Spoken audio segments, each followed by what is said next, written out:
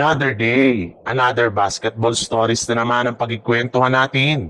At ngayon nga yung balitang bagong center ng Los Angeles Lakers at ang balitang pagkuha ng Golden State Warriors kay Bam Adebayo.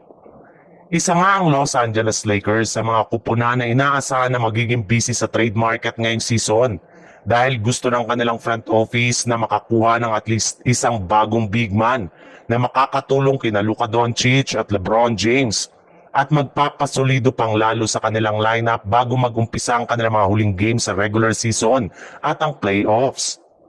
Yes, plano na nga daw talaga ng Lakers na kumuha ng mga bagong big man o center na magpapalakas ng kanilang lineup, especially ng kanilang front court.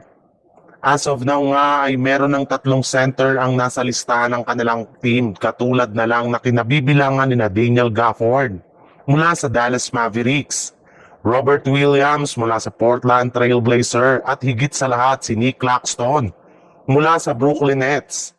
Dahil nga sa ilang mga nakakahiyang pagkatalo ng Lakers ay mukhang hindi pa rin talaga sapat ang kanilang kasalukuyang lineup para makapag-compete sa kampyonato. Kaya kailangan pa rin talaga nila ito na mapa-improve habang hindi pa huli ang lahat.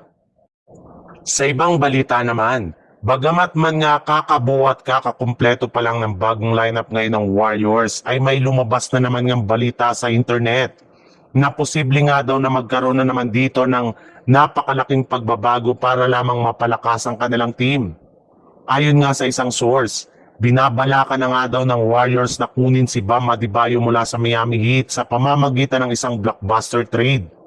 Mismong si Jimmy Butler na nga ang nagsabi na sinusubukan na nga daw nitong i-invite ang kanyang dating teammate na si Bam Adebayo para lumipat sa Golden State Warriors. At hindi naman nga daw magiging problema ang ganitong klaseng trade para kay Mike Dunleavy dahil pwede nga nilang i-offer sa Miami Heat si Jonathan Kuminga at kanilang multiple first round pick kapalit ni Adebayo. Well, papayagan na rin naman nga ng liga na i-trade si Kuminga kahit kakapirma pa lang nito ng kontrata. Kaya posible nga na mangyari ang kanilang trade ng Miami Heat bago ang trade deadline sa Pebrero.